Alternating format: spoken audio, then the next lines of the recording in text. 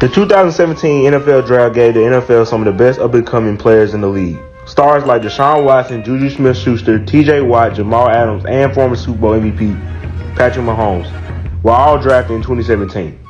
However, with all great draft classes, there are some busts, and this class was no exception. The question is, who are these busts, and who is the worst bust of this draft class so far in their career? It's your boy Jay, back at it again for another video on Real Sports Talk, and today I will be talking about the top 5 biggest draft busts in the 2017 NFL Draft. Number 5, Corey Davis. Standing at 6'3", 209 pounds, Corey Davis dominated during his time at Western Michigan, where he set an MSC record 5,287 yards in 4 seasons. Going into the draft, Davis was considered a top receiver in his class, even being mentioned in the same sentence as Randy Moss and Antonio Brown's notable MSC receivers. Davis was selected as the 5th pick in the draft by the Tennessee Titans. He had high expectations to be a number 1 receiver in their offense. However, in his rookie year, Davis underperformed, only having 375 yards and 0 touchdowns. While his numbers have went up since then, Davis has still underachieved. He hasn't posted 1,000-yard year and has only had 6 touchdowns in 3 years. Davis went from being projected as a high-end number 1 to a middle-of-the-line number 2. Even still, Davis is 6'3" wideout with 4.4 speed and has shown flashes that with the addition of A.J. Brown and Derrick Henry could allow Davis to step up and play a big role on the Titans team. Number 4, John Ross.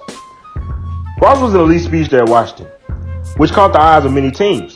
With his insane 40 time of 4.22 beating out Chris Johnson's record, John was expected to go high in the draft, which he did, going 9th overall to the Bengals.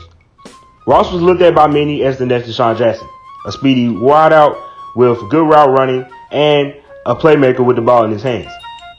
However, John didn't live up to his 40 hype, only playing in 24 total games in 3 seasons due to his strenuous injury history, and having an unimpressive 716 total yards in 3 seasons.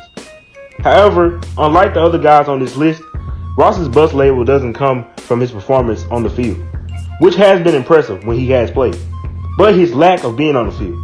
If Ross can find a way to stay healthy, with the weapons around him, he could have a great year. But if not, he will most likely be elsewhere in 2021. Number 3, Taco Charlton. In 2017, the Cowboys were coming off a great 13-3 season. But one of the problems that they had was finding a dominant pass rusher, or a war daddy, as Jerry Jones said, for their defense. So they selected Taco Charlton with the 28th pick. Charlton is a 6'5" edge rusher who was great at Michigan, logging 9.5 sacks in 2016.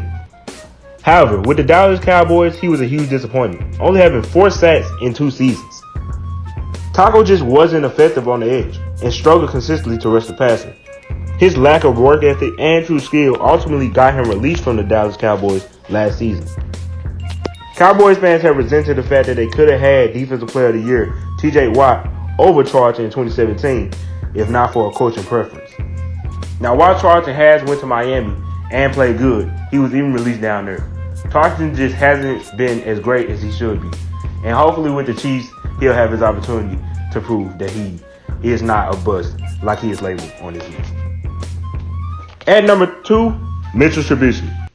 Now, we all know who Mitchell Trubisky is. A great young quarterback that came out of UNC that became a very average quarterback in the NFL. Mitchell Trubisky has been very notably criticized because of the simple fact that he was the top quarterback taken off the board in the 2017 draft class. He was taking over guys like Pat Mahomes, Super Bowl MVP Pat Mahomes, and Deshaun Watson. The same Deshaun Watson that in his rookie year, in half a season, had 19 touchdowns. And has made the Houston Texans a playoff contender for years to come. While Mr. Trubisky has had 2 losing seasons, and the one season that he did play well, his defense was the biggest part of that, and not him, unlike the other Q quarterbacks in terms of their teams. Mr. Trubisky just hadn't showed up when he needed to. He hasn't shown the ability to be a great pocket quarterback or a great mobile quarterback. He's had flashes here and there, especially last season and his playoff year, of being a really good quarterback. But he hasn't shown it consistently, and he just hasn't taken his team to that next level where they should have been. And that's why they brought in a guy like Nick Foles. And that's why Chicago has declined his 4th-year option. because of the fact that they don't want to spend all their money on Trubisky. They don't trust that Trubisky is worth that money. And he's going to have to prove that to them. And he's going to have to prove that to the rest of the league if he wants a job next year for a lot of money. Mr. Trubisky's career can go in two ways. He can continue to be the guy that we know now, an average quarterback, or he can have a really great year and have a successful year with Chicago and make really big money and go on to be more successful. He was a very talented player coming out of college. So it's very possible that if he's in the right system and he has the right weapons around him, that he can be dominant in this league today. But so far, he hasn't shown it, and that's why he's number 2 on this list. Number 1, Solomon Thomas. Thomas tops off our list as the biggest bust of the 2017 NFL Draft. Thomas was one of the best interior linemen in the country at Stanford, being top ranked in run and pass defense, while winning Pac-12 Defensive Player of the Year. So it was no surprise when the Niners drafted him 3rd overall in the draft. However, with the Niners already having 2 interior forces in Armstead and Buckner, Thomas was kicked to be on the edge as a defensive end, a position he was not a fit for at all. Throughout his 2 seasons at the end, Thomas was atrocious at getting to the quarterback.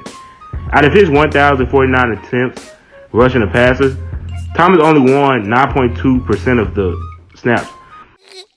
Oh, brother, this guy stinks! Thomas has been merely a rotation bench player who has been playing out of position most of his career. With the pick of Kinlaw, it is clear that Thomas most likely will not be returning for the 49ers after next season, which would cement his reputation so far as a major bust. A 3rd round pick with only 6 career sacks is embarrassing. However, if he played in the interior where he dominated in college instead of the edge where he struggles, maybe there's a chance for the young lineman. And that concludes our list of the top 5 biggest busts from the 2017 NFL Draft. You guys let me know if I should do any more of these lists at all, or if I should do a list on any of the other draft classes. I really feel like with this draft class, the guys that I named still have an opportunity to be really good at this level. They just need the right scheme fit, and they need the right things to fall in place for them. With a guy like Solomon Thomas, he's been playing out of position. So if he was able to revert back to his defensive tackle spot with the right team, he could be really dominant. I just don't feel like that's going to happen with the 49ers, which makes him a bust for their franchise, considering the fact that he didn't do nothing for them. And he was a 3rd pick, which is very high in the draft. And with a guy like Mr. Trubisky, I don't really see nothing happening for him. To be honest with you, I feel like that's another situation of a Jay Cutler type of quarterback. He's good, but he's not great. And I kind of feel like the Bears lost that one. And it's going to be a loss that haunts them for a long time, especially if Patrick Mahomes and Deshaun Watson are Super Bowl winning quarterbacks year and year again, while Chicago struggles. But that's all I got to say about this one. Y'all let me know what I should do next. That's all I got to say. Agree or disagree, let me know. Peace.